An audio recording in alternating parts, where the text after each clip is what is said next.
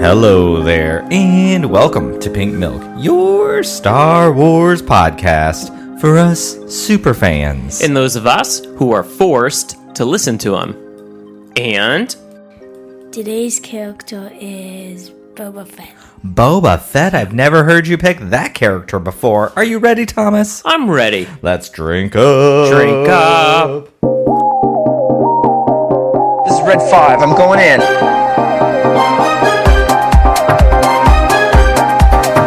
I'm going in.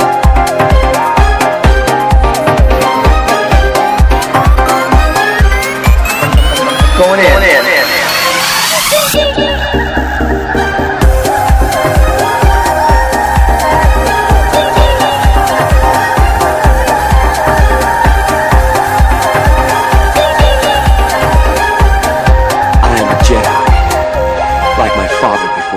Hello there, Pop. Hello there. And top of the morning to you. Top of the morning to you, lassie.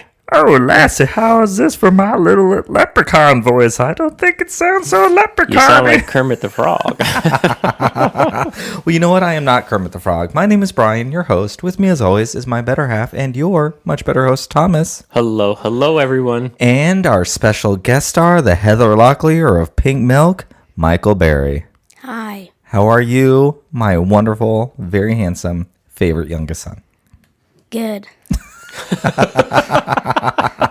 If you are new here, welcome to Pink Milk. We are here to talk Star Wars queerly. This is Husband and Husband, where me, the superfan, forces my husband, the non-superfan, Thomas, to sit here and talk about Star Wars. And today we're going to talk about Episode 7, the announcement. Michael, do you have any announcements? You love us very much. Today's character is nobody. Nobody? Oh, wait, we went from Boba Fett to nobody? You know, is this in celebration of Rogue One where they're all dead by the end? Yes. Michael and I did just go and see Rogue One not too long ago at the movie theater, right? Do you remember? Yes, and I watched it yesterday at home. Oh. Ooh, you could be a super fan. I am. Maybe you want my seat. Yes, get out. Well, that'll do it, folks. That'll do it. That'll do it for me. That's the line. That's the line. You know what, babe? We have not had a morning session in quite a long time. This feels great. It does feel good. We've been running a little late this past few weeks. I'm still a little behind for my hospital stay and then almost week of bed rest. But I'm catching up. Well, it's good to have you back, for sure. Michael's got Yes, something. yes it is. Michael, you know what? That sounded so sincere. Thank you very much. Out of the mouth of an 8-year-old. About to be 9. Ooh, good point. You really are almost 9. Holy cow, our baby's going to be 9. I know. Ooh. I'm not a baby. But you're my baby. You're our baby. You'll always be our baby. Forever and always, my friend. Thomas, how's your week been? We are preparing for your sister and your father to arrive at the house in just a little over a week. Yes. It's been great. Busy. Mm-hmm. I can't complain. Lots of little touches up on the houses and getting new picture frames and zhuzhing. We're zhuzhing. You are whirling your wand, as I like to call it. Yep. You know what I did? Nope. I rolled my wand right down to 18 pounds thinner in less than a month. I'm sure it's super healthy. You look great, though. Thank you. In other words, everyone, that was Tom telling me I didn't look good before. No, you look great before. You look just as great now. Just a little less, yeah. Oh, my goodness. You know, I want to give another wonderful shout out and thank you to Silver, to Jared, to Brian. It was like gift giving week, and I am very, very appreciative. I got some wonderful things. Max, our oldest son's BFF, was in Mississippi, and his friend has a 3D printer, and Max brought me home a 3D printed, very beautifully painted speeder bike helmet, and it's pretty incredible. It's amazing that somebody did that from a 3D printer. Yeah. It really is awesome, Michael. I agree. You should take a couple of pictures of that. Oh, I did. Oh, Okay. Yep. And, Great idea. Later today, Tom's going to be rolling his eyes at me. But you know what? All of you on the TikTokery, you're going to be very welcome for what you're going to see later today. I can't wait. I just love that build up. Don't know what's coming, but there's only so much in the toolbox. Right, Michael? Oh. Yeah, sure. Welcome to 8 years old. And I'd also like to say thank you to our latest patrons over there on Patreon. If you're interested in supporting this show grow, get better and better, $5 a month can get you access into our private locker room adjacent to the steam room that you see every week on After Dark. This week and forever and always going forward. Starting on Wednesdays at 9 p.m. Eastern Standard Time. I'm very, very excited. And speaking of After Dark and Husband, like you're listening to now, one of the perks if you join our Patreon is you get monthly show suggestions. And we're gearing up to have a call-in show with some of our Steam Queens. I'm very, very excited about that. That's going to be cool. Yeah, there's also commentary tracks. I'm going to be sending out some random artwork that I'm working on something special right now. So that will be fun. Chase and I have a couple things cooking for early 2023 that will be a perk to that said Patreon. And you know what? I'm just really, really stoked about it. Well, it sounds like it. Thank you. No, I appreciate everyone that's in there so far and helping support us. We've already used it to upgrade some lighting and all that kind of stuff. So it's great. It's super duper. And I'm feeling rather like a looper. Trooper. Like a trooper, not a trooper, not in Get Star it? Wars. Star Wars Stormtrooper, clone troopers. Not after this episode of The Announcement on Andor. We saw some clone troopers doing some not very nice things to Clem, poor Cassian's dad. It was very, very upsetting. You ready to get into the episode, Pop? I'm ready. What were your overall thoughts on this episode that creator Tony Gilroy has said is a bit of a transition episode? We've had 2 story arcs. This was a little bit of a transition. It was something different for the show. You had mentioned that last week that it would be a transition show, and I wasn't very excited about it. I didn't feel like it was a transition show. I found that it just picked up exactly where it left off, and that was it. So for me, I thought it was great. Yeah, I agree. I think the previously on bit was probably the most intense we've had so far of any of this show. Yeah, so that previously on was just amazing. It was really, really intense. And this was all literally just in response to everything. It was a bit of a wrap up. We had our Aldani heist that I still think it's hilarious that you didn't pick up on that in the 3rd episode that they're going to go steal money. Especially when I saw the recap, I was like, "Oh, there it is." No, Tom's words were, "How did I miss that?" Literally. So that was really, really cool. Also, last week we had what I felt was a little bit more of a somber Debbie Downer episode for us when my patience was very thin after speaking to the actor who plays Cinta and her unwillingness or inability, most likely, hands being tied to talk about her and her girlfriend, Vel. However, on better news, our girl Kristen Baver over there at StarWars.com on Star Wars Weekly said that they were girlfriends. Excellent. It was very, very... Way to represent. Very exciting. Yeah, it was really, really fantastic. I liked it a whole lot. Did you have... who's your favorite character from this show so far, actually? Because we're about halfway through. We've gotten to know everybody. I mean, visually... I love Mon Mothma. Mothma. Oh my God, Mon Mothma. 2 little twins. However, no, hold on. You know what? I would love it. Do you want me to answer? No, because right now I got to talk about 2 little teeny tiny drag. Well, I'll forget my response by then. So. 2 teeny tiny drag queens who like sing the song and like usher in and manifest Mon Mothma. I like it. Okay, so visually it's Mon Mothma. For sure, but I still don't feel like she's had a lot to... I haven't seen her a lot. Okay. I mean, she keeps coming in and out, in and out, in and out. Nothing really, So, for me, I think she needs a little bit more airtime. Okay. So I can't give her my favorite character so far. So I still am going to say probably Cassian. Okay. Awesome. So even after this week, I was on Darth Chaco's YouTube channel earlier this week, so thank you again, Chaco. Had a great time, and I've never really felt attached to Cass.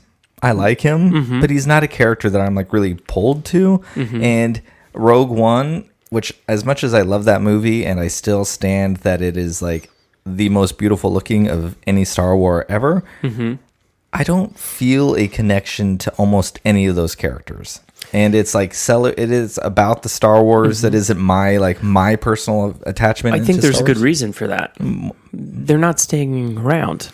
They really aren't staying. Most of the cast was already killed off. Yeah. So, and then the girlfriend, I forget her name. I know you interviewed her, but she just came back. Oh, Bix. I mean, she was there 1 or 2 episodes, so you couldn't. That whole cast, that original one, was killed off already. And then there was, what's the officer that got fired? What's his name? I never remember it. The officer that got fired? Yeah, the... Tamarin? The one that his mom... He's back with his mom, and she's really mean. Oh, Syril. Syril, okay. So, I mean, he was kind of central in the very beginning, and then he was kind of sent away, and, so he's still... no one's really playing full-time other than Cassian at this moment in time. So, it's been a little difficult to really get that invested in any character because they just keep moving them along.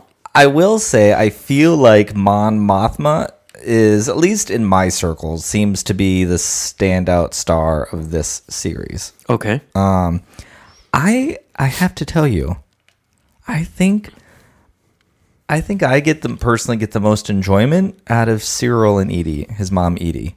Like those interactions, I think are my favorite bit of this whole show. Especially because he keeps eating the same thing every time. He seems to be eating a lot at the booth, eating the same thing. So is that what they do? I guess so. Same thing? I think I'm really intrigued what's going to happen with that character. Like I love the tension that is there, and I am like the only one from my circle who seems to think that Syril might be able to get redeemed, and I kind of want him to. And what is the name of the girl? The girl that's she was put on the spot at the meeting with the bigwigs. Oh, Dedra Miro? Yes. Okay. Yeah, she's amazing too. She is amazing, but it's interesting because they have the same job more or less, right? Well, she's higher up. Right. Okay. So I wonder if those two team up together. Oh, I think so. Because she's a bit of a rebel on the rebels. On the Imperials? Whatever. Yes, I think his new position in his cubicle is going to, I think he's going to find some evidence there in his, it looks like he's an analyst of an analyst. What's the word? Analyst. Thank you. He's an analyst, looks like of some sort now. And I think something's going to cross those two screens, and he's going to break the rules again and get him to Dedra. And I think Dedra's going to reach out to him. My theory is because who was the boss that looks like Palpatine? The boss that looks like Palpatine. Oh, Paragon? Paragon, yes. Or Paragorn or something like that. So I bet... He looks like Palpatine? Yeah, to me, I just keep thinking Palpatine. But... I love that. For 3 years, it's been Palpatine. What is it? Palpatine. But... No, the Emperor. Tom likes Palpatine just like he loves his Ovaltine. Ovaltine. Good times. We did have Ovaltine as a kid. I'm sure you did. Apparently, y'all drink milk at dinner, too. So do our kids. They do. Because we fancy. We bougie in the Berry house. It's good for the bones. All right, anyway, what were we talking about? Yeah, you were talking about Paragon looking like Palpatine. Yeah, so I remember how he praised her. Yep. And then kind of shut her down at the same time. So I bet that is going to incentivize her to reach out to Syril because she knows he was a little rogue, but he had something. He was thinking outside the box, and she's thinking outside the box. And they were on the same line of what it was, that tool, that mechanism that was left behind. The box, yeah. Yeah, like it charted courses or something. It's the key to everything, though. That's the key to their side. That's the only thing they're aware of that they're looking for. But she was talking about something. She was talking about something on Kessel. She was talking about an incursion on like Ord Mantell or something was brought up this episode. Which she looking for the box. Oh, that's right. She's got the box, right? She might be looking for another box. I could see She wants to know who left their box. She's going to be like, oh, hey, Val. Sorry I can't find Cinta, but I'm here for you. I got a box for you. Yeah, I have to say, but what I loved was when we first met the other version of Palpatine with Dedra,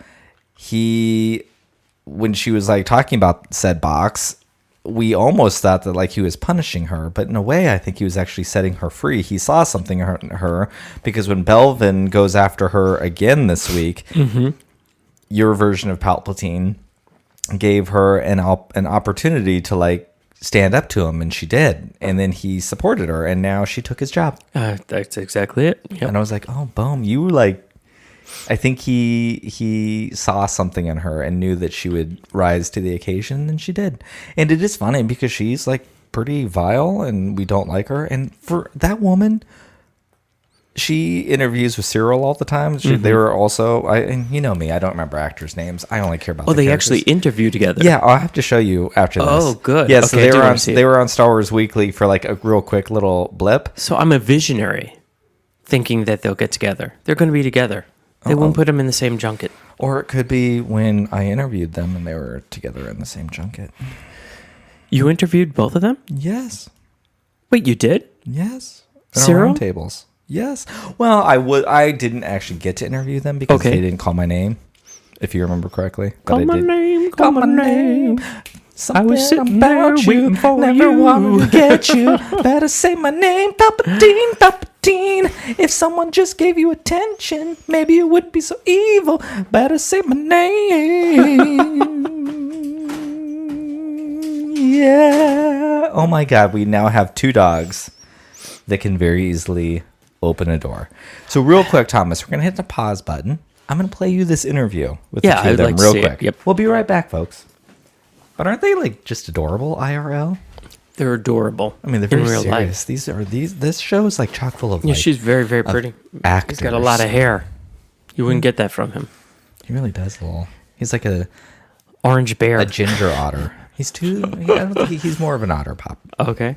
And you know what? Kind of sexy. Kind of sexy. How is it that we're together, baby? Because we have very different tastes in people.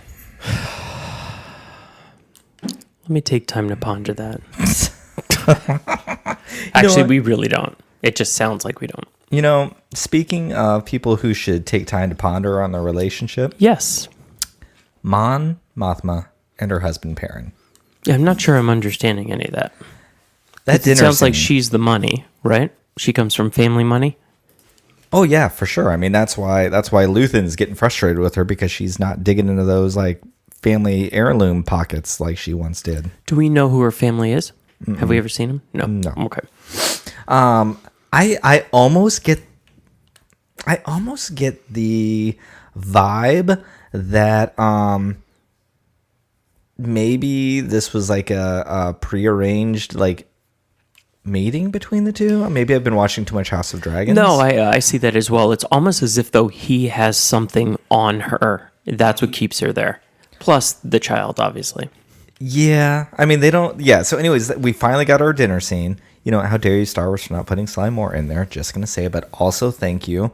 And thank you to Jared again, who hung out with us on Friday, for noticing the background character of this crazy little alien with like a trap jaw mouth that was just moving up and down. One of my favorite parts of the entire episode. I missed it. You did? I don't think I noticed it. Nope. I guess I'll see it in the recap.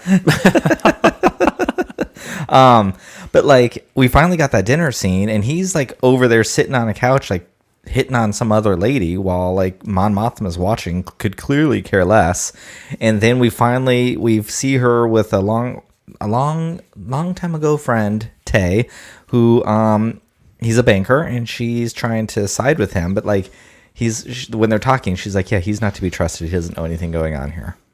So he was going to find out about something, I would guess, by the end of this first season and do something to her. It's going to be my guess. She should erase him.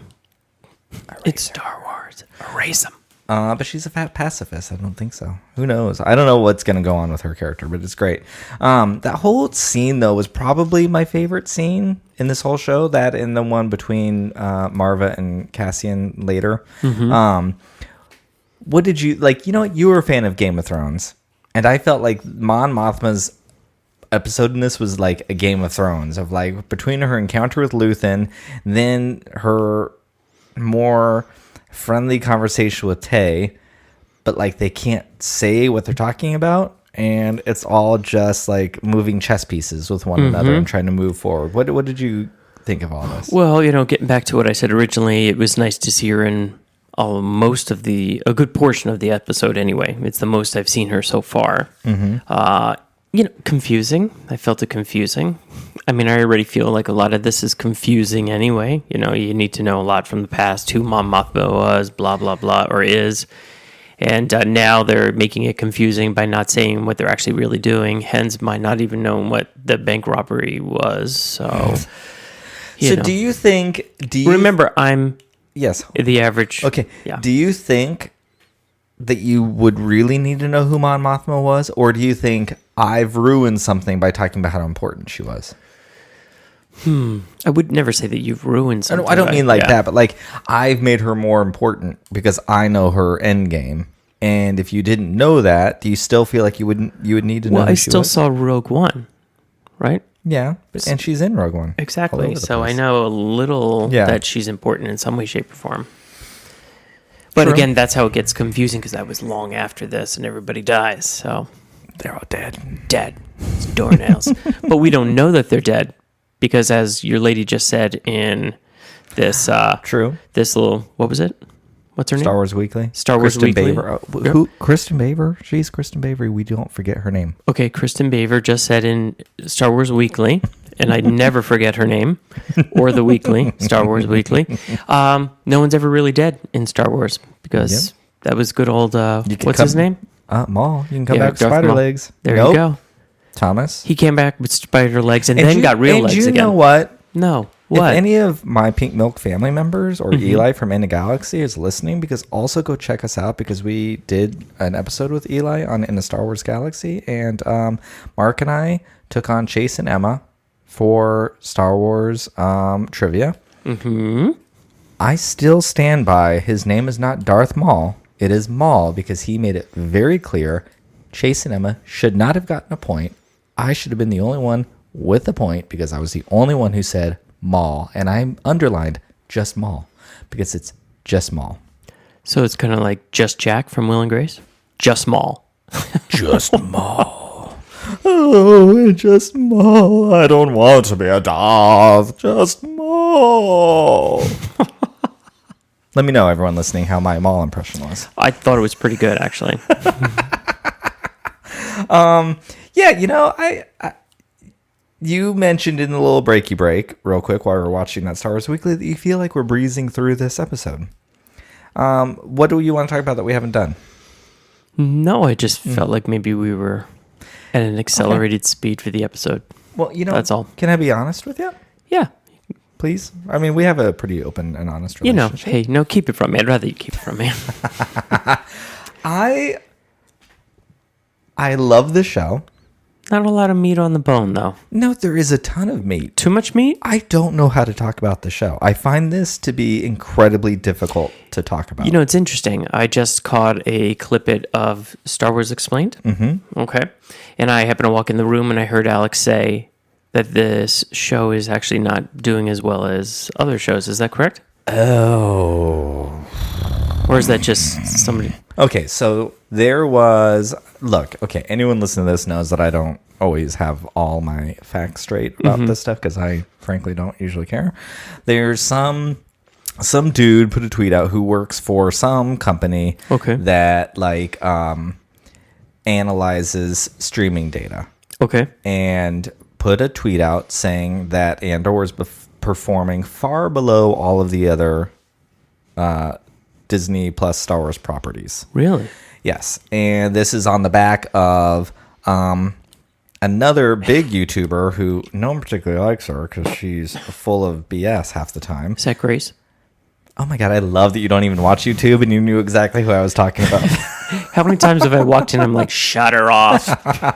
I do, y'all. I'm sorry, but I help her YouTube algorithm because I hate watch her all the time.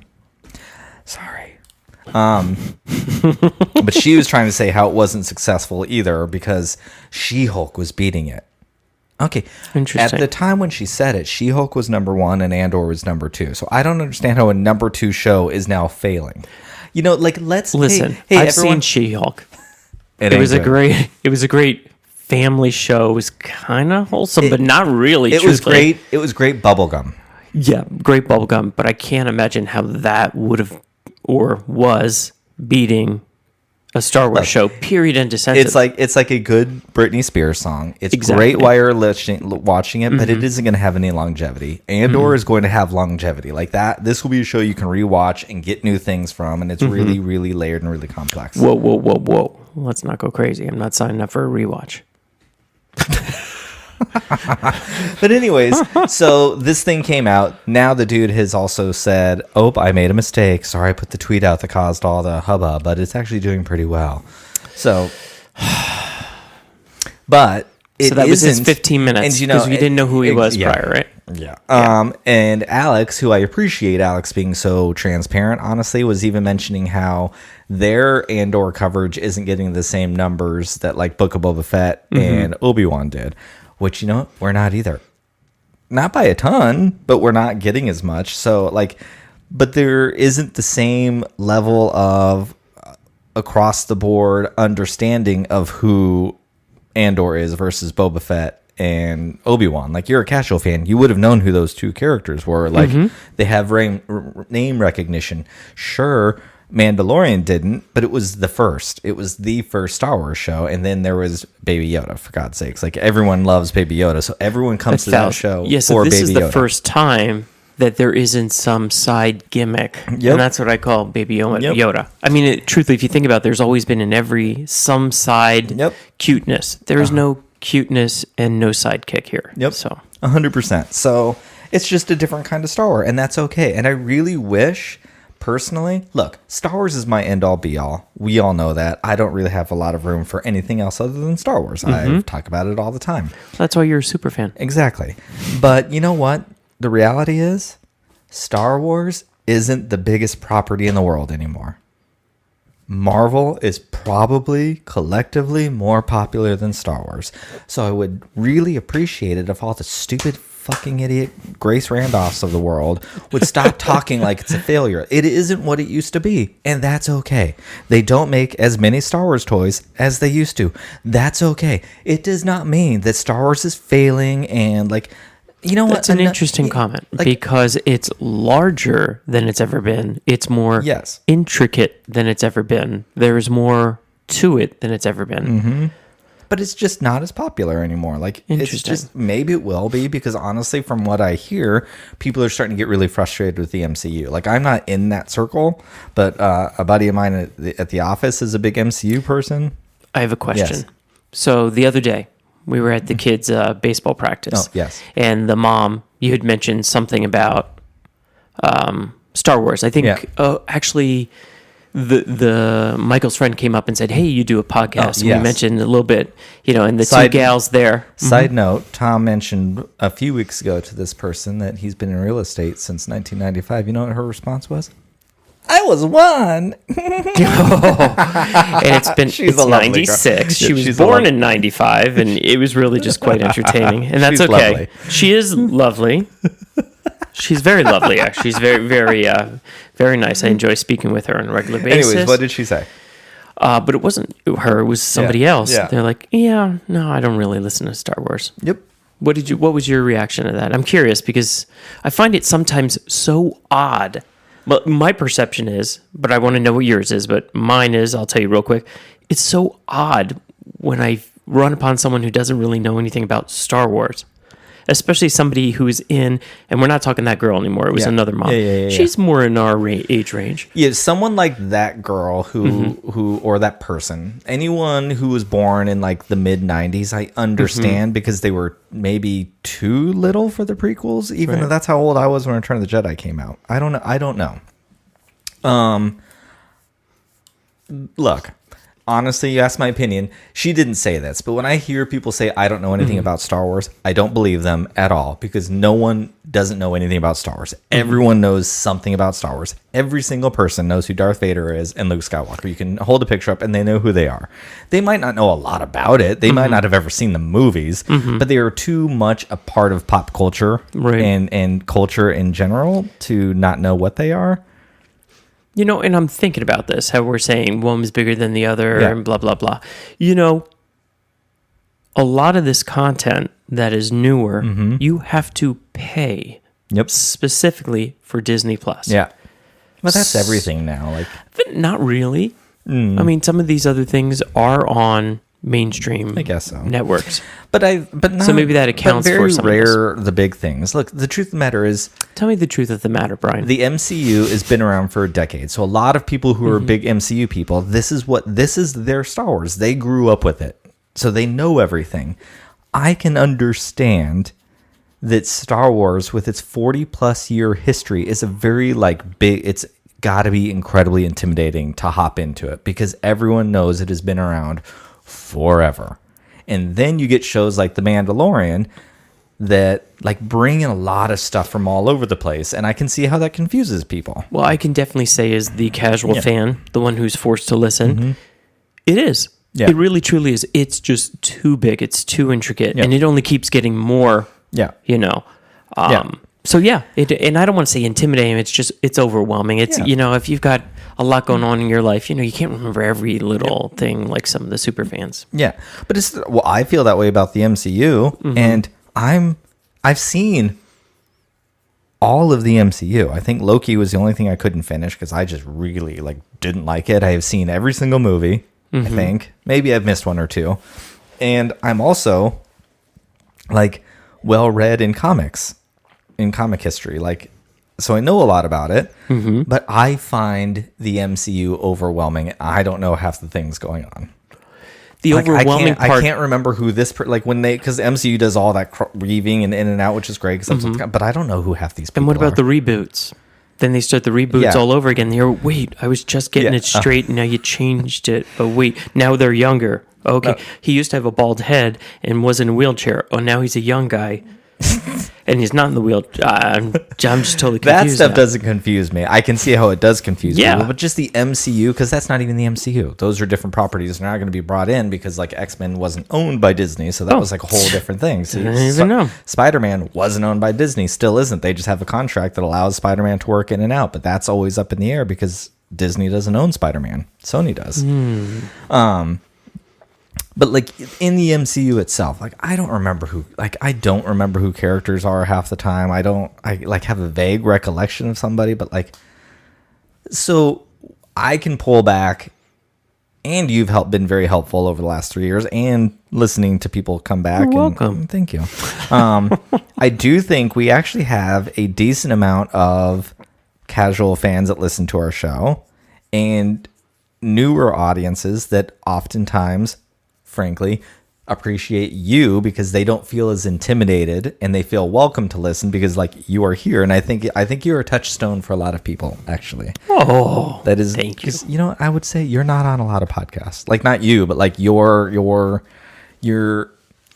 understanding of Star Wars is not in a lot of podcasts. It's usually people like me. And then sometimes I listen to podcasts, and let me tell you, they sound like quote unquote better and bigger super fans than me.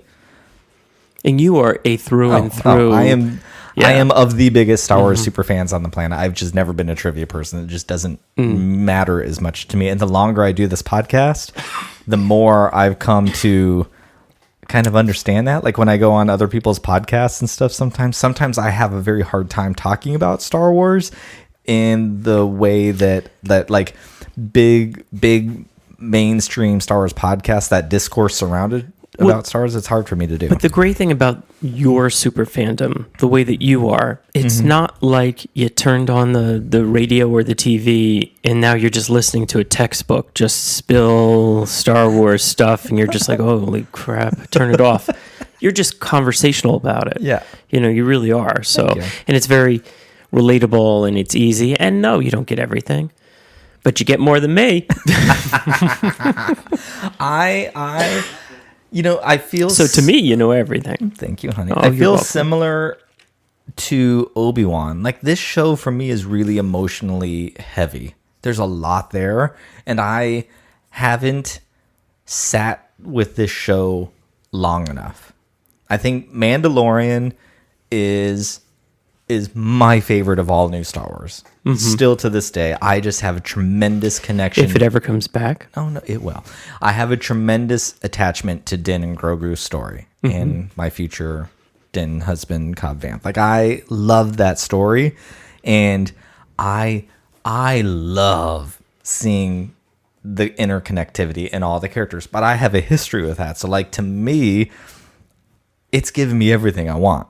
And I think that show is very digestible. I was just talking about this on After Dark. I think my favorite part of Star Wars is the helmet and how we can project ourselves onto those characters, and we can get up underneath the helmet and we can see a Star Wars story through our specific lenses and our specific eyes and our specific human experience. And that's what I love about it, because like a good fairy tale, it invites us to play with it, and it's kind of loose in its directness, and a lot of things are subtext, and that's what allows us to do that. I think Obi-Wan and especially Andor are a lot less subtext. I think there's a lot more. It's telling us a lot more and showing us a lot more than other Star Wars typically does. And so, like, for me, I think I'll be able to talk about this a lot easier, like, a while from now. Because it's really hard for me to digest all of it. It's interesting is because I'm still trying to figure it out. I don't know where it's going. I thought the I don't whole either. idea was the heist, and now we've had the heist, and half the characters are gone, and now it's just changing again. So I'm wondering, gosh, how many more episodes do we have? 5? Yep. Okay, so it's gonna have to, for me, start telling me what's going on. Yep. Because I'm not, But I don't know if the show's going to give us that one big season-long arc. I think this, from my opinion, as of right now. Well, they still need to move the needle to closer to wherever it is, the movie. Let's put it like that. Next year there's going to be like, I think, a 4 or 5 year. So this season takes place, if I remember correctly, it's like a year time frame. Okay. Next season, I don't know how far of a jump it's going to take ahead. The series is supposed to take place. Season 2 is supposed to take place over like 4 or 5 years. So I'm guessing each arc will be like a different year, and it's going to have time jumps. Okay, how many years are we getting of this one? 2. This is it? Andor is only 2? 2 seasons. And that will be 24 episodes. And that will bring us right to the movie? Yes. Wow. Allegedly. Like, it's going to bring us pretty close. So I think... So everybody's dead again. But, like, yeah, I feel that this show is harder for me to, like, immediately process. And then, you know what? Okay, I love this show.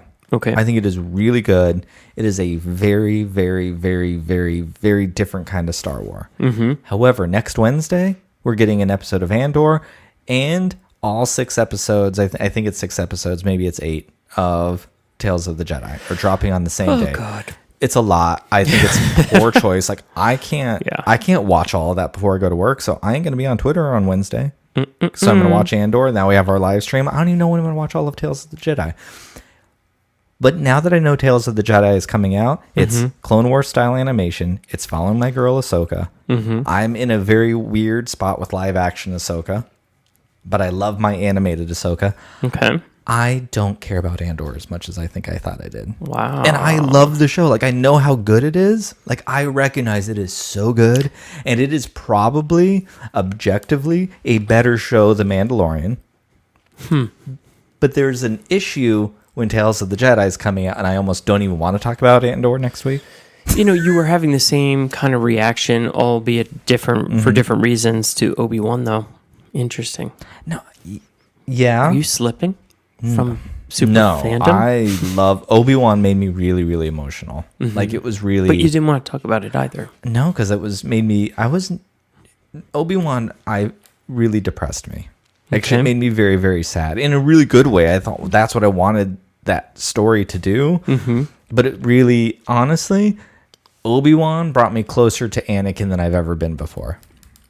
Like, Okay. it was really hard for me to Because know what it was happened. the closest we've been to the real Anakin. Yes. We've always seen him years into it. Yes, Yeah. we've had Anakin and we've had Vader. And there was a lot of time in between. And they were two different characters. We Right. had a little teeny glimpse in Rebels with Vader and Ahsoka, and it was a beautiful thing. And I don't like to watch that episode because it hurts. And Obi-Wan like really kind of hurt my soul. And so it was amazing, and that story did exactly what it was supposed to do. And I will watch it again because I loved that show. Are we getting a second season of that one? No, I don't. Well, they haven't said no, but originally they said no. Then they kind of maybe alluded to it or something. But I don't know if we need it. I feel Okay. like that show gave us everything we needed. Okay. And I like Andor. I don't know what it is. And I have never publicly said this out loud. So you're welcome, to all of you people who can't wait to hear Brian's thoughts on this, as if I have some sort of importance. But the minute, I knew Tales of the Jedi was coming out, I'm not looking forward to next week's Andor. I'm looking forward to Tales of the Jedi, and I'm gonna have to watch Andor first. And we're talking about Andor and After Dark. And that's Wednesday, too. I don't even know how I'm gonna approach Tales of the Jedi. Well, just keep your head down, keep moving forward. Hey, Disney Star Wars, please start making Star Wars specifically for me and only do one thing at a time. Literally. I mean, and don't make isn't us that wait crazy? years for things in between. But isn't that crazy? No, I don't like waiting years in between for Mandalorian. I mean, that's ridiculous. It's ridiculous. Hey, honey, there was this thing called a pandemic, and people lost their lives and lost their jobs, and they fell They're behind. only making 5, 6, 7 shows. They can't get that together. And if you look at it, half of this stuff is all done at the same time. So they're taking their footage and they're making 2 years out of one. I am curious. That's my opinion. I am curious how long Mandalorian's going to be.